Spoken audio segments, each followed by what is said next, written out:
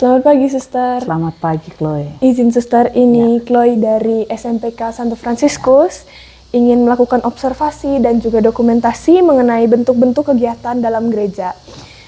Apakah Suster mungkin bisa jelaskan bentuk-bentuk kegiatan yang termasuk dalam kerigma, koinonia, liturgia, dan diakonia, dan juga martiria? Oke, baik.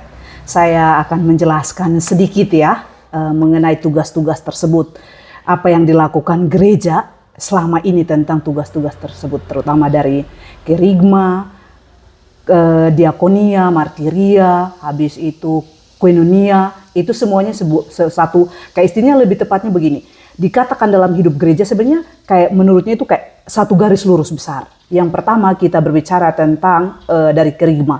Kerigma itu kan sebenarnya dia itu bagian dari pewartaan kan. Jadi kalau kelima tugas ini kita lihat di dalam gereja, lebih nyatanya itu kita lihat di dalam ekaristi. Misalnya di dalam ekaristi, kerigma itu berperannya itu pada saat mana? Pada saat pewartaan. Jadi ketika bacaan pertama, bacaan kedua, dan bacaan Injil, kenapa itu harus dipersiapkan? Makanya orang yang membacakan itu dia harus mempersiapkan diri dengan baik. Atau sekurang-kurangnya dalam gereja namanya yang lektor lektris. Kenapa itu harus dipersiapkan? Karena satu, itu pewartaan. Jadi dia ini mewartakan Injil. Nah, istilahnya mewartakan sabda Tuhan juga. Dan pewartaan ini sebenarnya itu tugas dari setiap orang Katolik yang sudah dibaptis. Karena ketika kita menerima sakramen baptis, itu kita menerima 3 tugas ya. Sebagai imam, sebagai raja, dan sebagai nabi. Nah, pewartaan ini yaitu tugasnya itu sebagai mewartakan sebagai seorang nabi. Dan pewartaan ini sebenarnya lebih berlanjut pada kehidupan yang nyata, aksi nyatanya.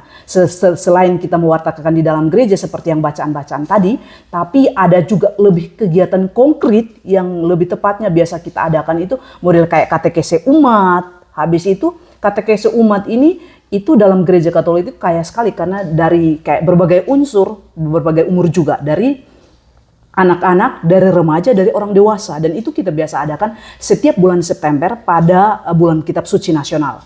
Ini satu. Dan pewartaannya lebih tepatnya itu kayak lebih kita mewartakan ini sebenarnya dengan banyak hal ya, dalam banyak hal. Dalam kayak memberi kesaksian iman saja itu bagian dari tugas pewartaan. Oke, ini yang bagian dari tugas pewartaan. Yang kedua di bagian dengan koinonia, itu persekutuan. Tadi itu saya bilang dia itu dalam ekaristi itu satu kaisnya semuanya itu terlaksana karena begini, gereja itu kita bersekutu. Bersekutunya itu bukan cuman kayak bersekutu antara manusia dengan manusia, tapi kita bersekutunya itu secara vertikal dengan horizontal. Kita bersekutu dengan Tuhan, pada saat yang sama juga kita bersekutu dengan manusia. Makanya gereja kenapa hari Minggu itu orang datang untuk mengadakan persekutuan. Ini satu. Dan yang kedua, kita keluar di dalam gereja juga, istilah namanya gereja universal, kita keluar juga yang sebenarnya di dalam gereja itu kita bersekutu dalam ekaristi, tetapi kita sampai di luar juga kita menjaga namanya persekutuan. Makanya kenapa gereja itu ciptakan yang namanya perdamaian. Karena kita ini semua berasal dari satu Tuhan, yaitu istilahnya kita lebih tepatnya dalam yang lebih nyata yang Paus tekankan itu kita berada di dalam satu rumah, yaitu bumi ini. Jadi kita perlu bersekutu, kita perlu itu bersatu. Walaupun di dalamnya itu perbedaan. Persatuan itu tidak memungkinkan bahwa tidak adanya perbedaan. Nah, justru persatuan itu karena berbeda-beda menyatukan kita sebenarnya. Oke. Dan yang berikutnya lebih tepatnya liturgia. Liturgia itu lebih tepatnya pengudusan ya. Pengudusan dalam liturgi itu yang lebih tepatnya pada saat konsekrasi itu kita imam memberkati atau menguduskan hosti dengan anggur, itulah terjadi misteri pengudusan di situ. Itu di dalam liturgi. Tapi liturgi ini juga dia itu harus dihidupi. Seperti yang Paus katakan bahwa kita semua ini berjalan menuju jalan kekudusan. Lebih tepatnya aksi nyata seperti apa? Paus katakan bahwa ketika saya tidak bergosip, saya itu berjalan di dalam sebuah pengudusan. Sehingga di dalam liturginya saya itu bukan cuma sebuah kayak upacara, tetapi upacara itu menjadi sebuah hidup. Jadi ketika saya senyum saja atau menyapa orang yang saya tidak kenal, sementara saya berjalan di dalam sebuah jalan pengudusan, jalan kekudusan. Sehingga apa yang saya dapat di dalam liturgi yang istilahnya konsekrasi, karena kita punya hidup ini ketika kita dibaptis, kita diurapi, kita dikonsekrasikan. Setiap orang kita dikonsekrasikan. Jadi apa yang saya dapat saya harus hidupi. Nah ini yang lebih tepatnya, diakonia itu lebih tepatnya pelayanan. Pelayanan yang di dalam gereja yang itu saya bilang di dalam ekaristi tadi itu misalnya para misdinar itu melayani kan, umat juga melayani, jadi pastor juga melayani, kita semua melayani. Tetapi pelayanan yang lebih nyata itu kita keluar kembali ke aksi. Jadi lebih tepatnya kayak para diakonnya itu lebih tepatnya kayak para diakon itu yang tugasnya itu melayani. Tetapi kita dalam sebuah liturgi atau dalam hidup, kita sebenarnya hidupnya ini saling melayani. Model kayak di dalam liturgi, imam melayani kita, pada saat yang sama juga kita melayani umat. Kita melayani imam. Jadi kayak semuanya itu ada kerjasama pelayanan. Makanya kita punya pelayanan itu cuman tidak hanya untuk kita, tetapi orang Katolik itu harus pergi juga untuk sampai melayani orang di luar. Sehingga kenapa kita ada yang istilah namanya entah itu kami yang sebagai suster atau imam sebagai misionaris, ada juga yang namanya misionaris awam. Nah pelayanan ini yang berlanjut sampai yang martiria itu menjadi saksi. Jadi kita punya hidup ekaristinya itu berakhir atau berujung pada yang namanya pergilah saya mengutus kamu. Makanya setelah misa kita diutus untuk menjadi saksi. Nah saksi yang paling nyata itu apa? Kita bersaksi dengan kita punya hidup. Itu yang saya bilang, saksi yang paling utama itu bersaksi tentang kita punya hidup. Sehingga apa yang kita imani, liturgi yang istilahnya kita adakan, upacara yang kita adakan itu bukan cuma sekedar upacara di dalam sebuah gereja, tetapi upacara itu di dalam kita punya hidup. Sehingga kita itu menjadi saksi di mana saja kita berada. Di tempat kerja, seperti kalian yang di sekolah, bersaksi di sekolah itu seperti kayak berbuat baik untuk teman, saling menjaga, itu semua sebuah kesaksian yang mungkin saya hidupi karena imannya saya. Oke, itu bagian dari situ. Ya.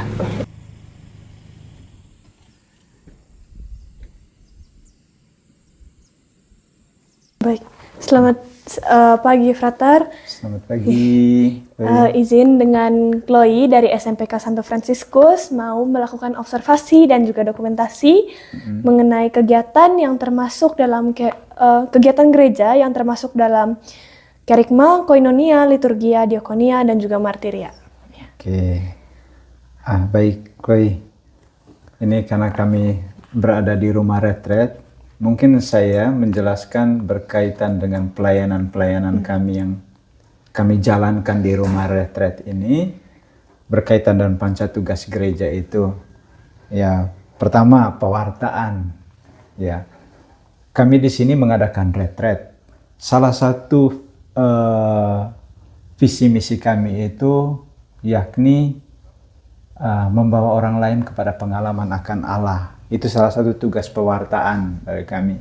Jadi dalam retret kami sering membimbing anak-anak untuk mengenal, mencintai Allah dengan materi retret yang kami sudah susun dengan rapi, di mana kami membimbing anak-anak di sini untuk hari demi hari boleh mengalami pengalaman akan Allah itu dalam pewartaan kami melalui doa-doa Yesus. Misalnya kami bangun pagi diawali dengan doa, diawali dengan lagu Roh Kudus, kemudian kami bawa anak-anak dalam perayaan Ekaristi.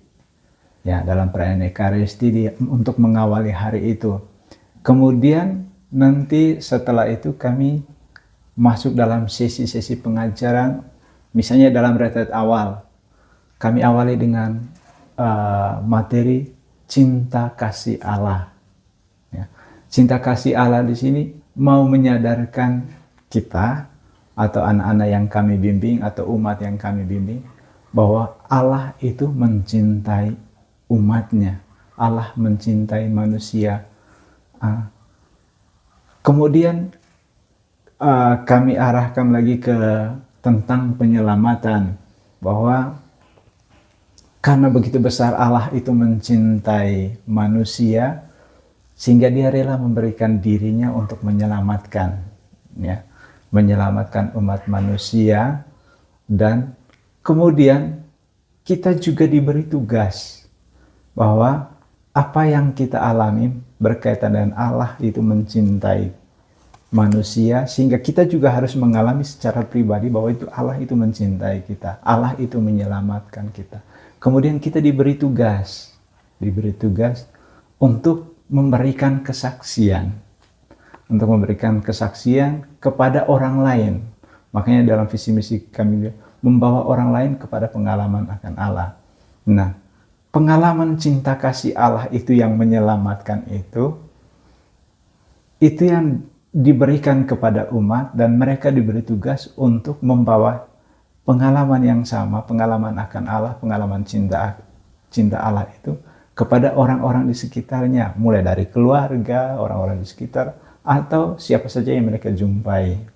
Dan melalui kesaksian hidup mereka, itulah yang kami sangat tekankan di dalam pelayanan kami. Kami mengajak mereka juga untuk pertama-tama berkaitan dengan persekutuan itu, ya, persekutuan dengan Allah, ya, pertama-tama persekutuan dengan Allah, yakni mengalami Allah itu. Kemudian persekutuan Allah dengan Allah itu yang kemudian kita bagikan kepada orang lain, supaya mereka juga mengalami persekutuan dengan Allah. Nah, di sini kan kita membagi kepada orang lain pengalaman akan Allah itu. Nah, berkaitan dengan liturgia, yakni pengudusan, ya, yang kami lakukan di sini, ya, berkaitan dengan liturgia ini melalui perayaan-perayaan yang kami, misalnya perayaan Ekaristi misalnya, kami coba untuk mengajak umat itu untuk menghayati sakramen-sakramen.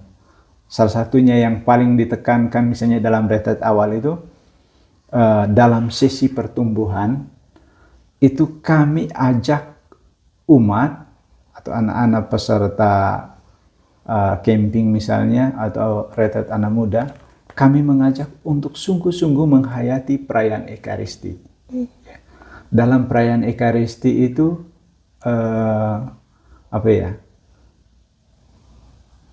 sungguh-sungguh dihayati secara perlahan-lahan. Misalnya dalam contoh praktis yang kami sering tekankan kepada mereka, ketika menjawab dalam perayaan Ekaristi itu, supaya benar-benar dihayati dan tidak terburu-buru. Misalnya dalam ketika imam mengangkat hosti, inilah tubuhku, yang kita jawab, ya Tuhan, saya tidak pantas Tuhan datang kepada saya, tapi bersabdalah saja maka saya akan sembuh. Kami selalu ajarkan dan kami memang praktekkan juga sehingga umat mengikuti. Kami berusaha untuk perlahan-lahan, tidak buru-buru, karena kebiasaannya agak buru-buru. Ya Tuhan, saya tidak pantas Engkau datang kepada saya, tapi bersabdalah saja supaya saya akan sembuh. Tapi kami berusaha, ya Tuhan, saya tidak pantas Tuhan datang kepada saya, tetapi bersabdalah saja, maka saya akan sembuh. Nah, poin utama yang kami lakukan di sini, supaya apa yang kita ucapkan, itu sungguh-sungguh kita sadari, kita hayati, sehingga kita memang, kita imani apa yang kita ucapkan. Dan juga kita alami, bahwa memang apa yang kita ucapkan itu benar-benar dari hati, dan kita juga mengalami hal itu. Itu dalam hal, misalnya contoh dalam hal peribadatan. Yeah. Kemudian pengakuan dosa, kami selalu tekankan di sesi pertumbuhan itu supaya rutin pengakuan dosa. Ya, kami ajak supaya rutin. Biasanya kami sering mengambil contoh teladan Paus Yohanes Paulus II yang secara rutin pengakuan dosa, bahkan sekali seminggu dia pengakuan dosa. Nah, kami mengajak umat memang tidak sekali seminggu, tapi usahakan untuk selalu pengakuan dosa, untuk membersihkan diri kita dan menyadari kerahiman Allah, cinta Allah kepada kita yang mengampuni dan mengasihi kita. Diakonia itu berkaitan dengan pelayanan praktis. kebetulan kami tidak terjun ke pelayanan pastoral paroki, tapi bukan berarti kami tidak terlibat dalam diakonia praktis, ya. Tapi salah satu pelayanan kami itu memberikan diri kami untuk melayani umat yang hadir dalam bentuk retret yang kami lakukan di sini, ya. Misalnya contoh di komunitas sini, ya kami beberapa orang, para suster hanya beberapa orang, begitu juga kami di Medan hanya beberapa orang, tapi kami berusaha untuk melayani anak-anak itu dengan memberikan diri kami terlibat aktif untuk melayani mereka, misalnya dari kasih materi tentang retret atau outbound atau praise and worship, puji-pujian, semuanya itu pelayanan kami itu diarahkan supaya orang menyadari bahwa Allah itu hidup, Allah itu mengasihi, Allah itu menyelamatkan. Intinya di situ, begitu. Itu yang kami lakukan. Kalau untuk pelayanan karitatif misalnya di luar, berkaitan pelayanan praktis misalnya kunjungi orang sakit dengan orang jompo segala macam, kebetulan kita tidak pelayanan praktis pastoral di luar seperti itu, karena lingkup kita pelayanan retret. Kami melayani orang yang datang ke sini, orang yang butuh pembaharuan hidup di sini. Dan juga kami melayani misalnya doa-doa, ini juga doa penyembuhan luka batin. Orang yang mengalami luka batin, mereka datang konsultasi, kita doa-doa dalam penyembuhan luka batin. Bahkan doa-doa pembebasan juga dari kuasa-kuasa kegelapan. Ya. Para pematahan-pematahan, jimat, segala macam. Itu pelayanan praktis kami di sini berkaitan dengan diakonia itu.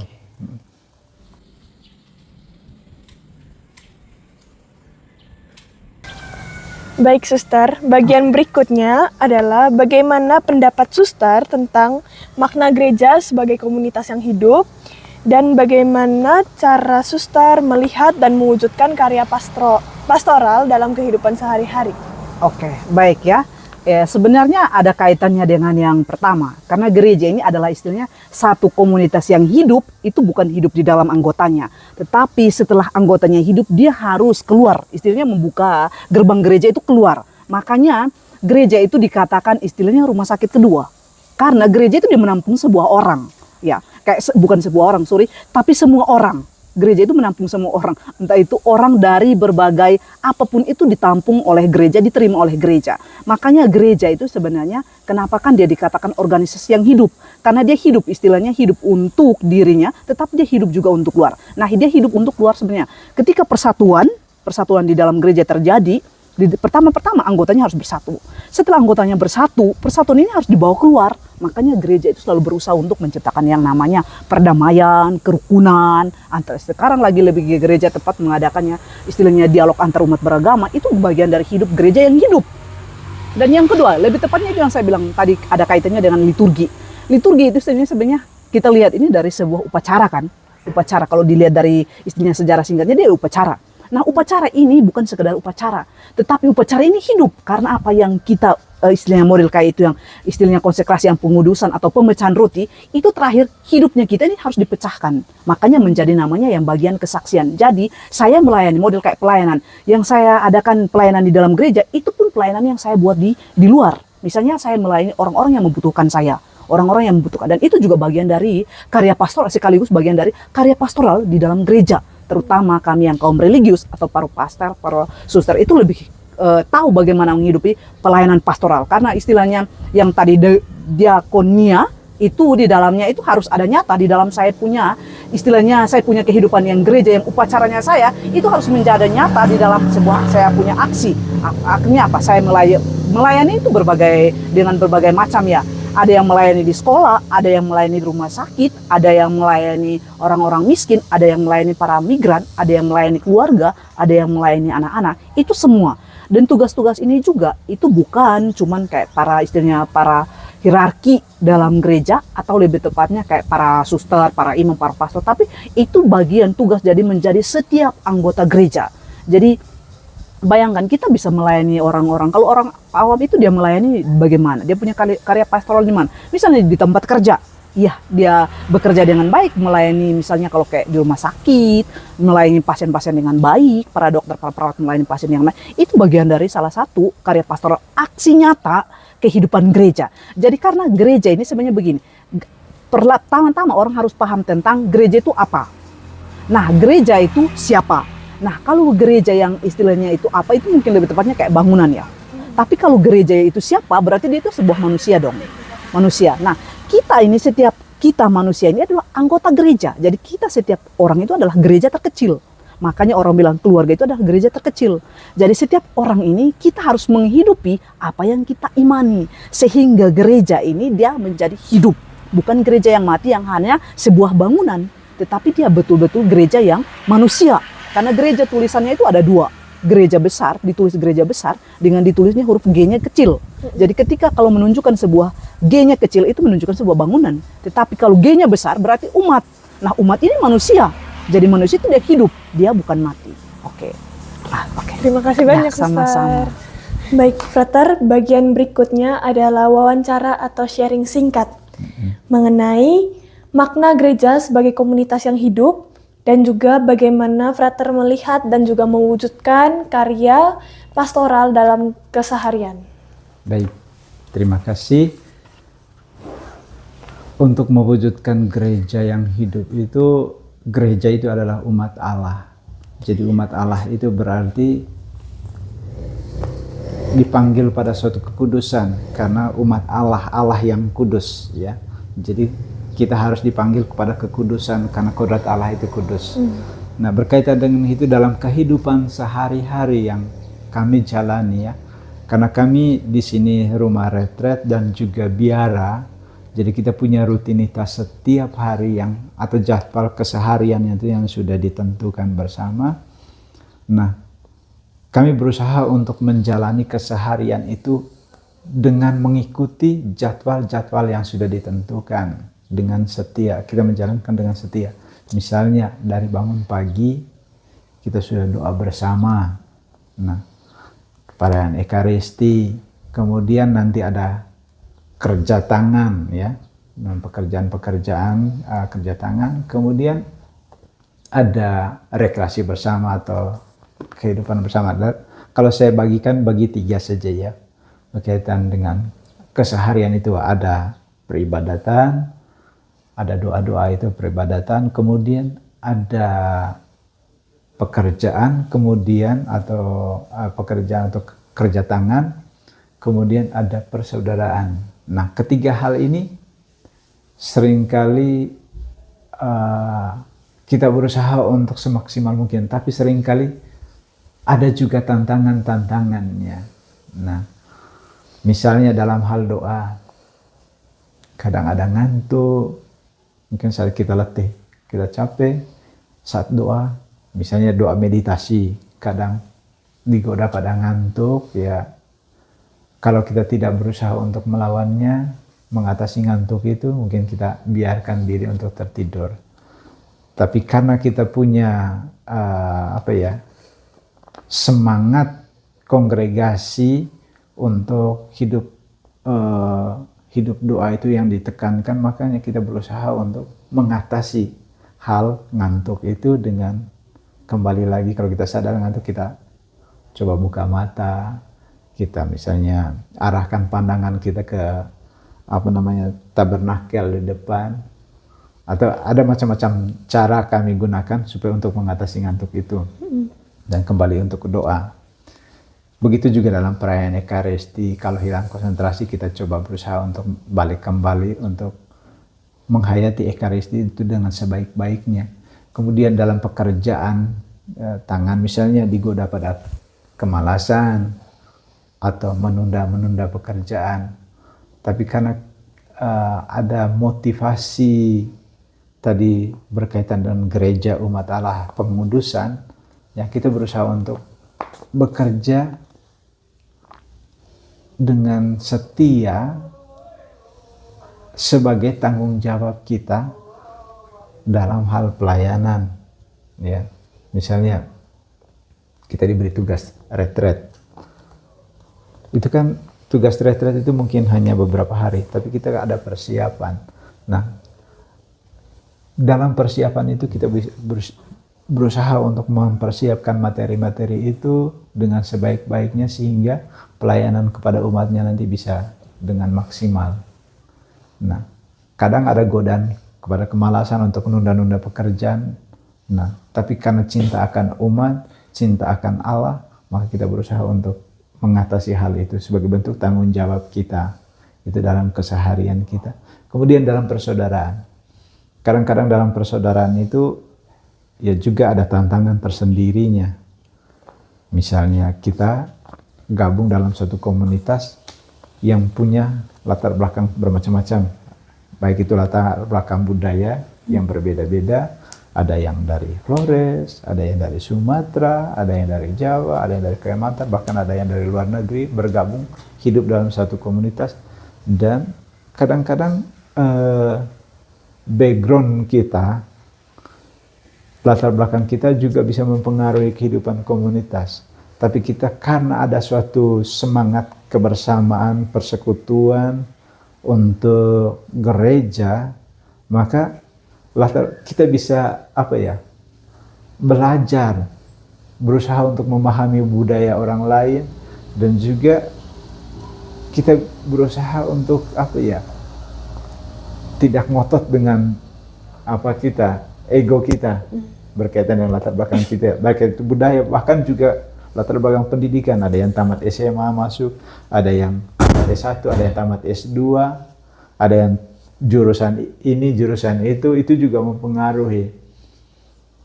Tapi karena kita punya satu semangat dasar sebagai satu gereja, satu persekutuan dalam kongregasi, maka kita berusaha melepaskan ego kita dengan latar belakang kita, dan juga kita berusaha menyesuaikan dengan budaya-budaya yang lain, dan kita bertumbuh dalam satu komunitas yang baru. Komunitas yang baru dengan semangat kongregasi. Nah, disitulah kita bisa dengan bahagia, dengan sukacita untuk menghayati panggilan dalam keseharian. Karena kalau tidak, mungkin kita tidak bisa bertahan, cepat pulang. Nah, karena semangat Kristiani itulah yang ada ditanamkan di dalam komunitas, itulah yang menguatkan kita dalam pelayanan kita, dalam persaudaraan kita. Mungkin itu yang bisa saya sampaikan. Oke, ya. Makasih banyak, Pater. Terima kasih.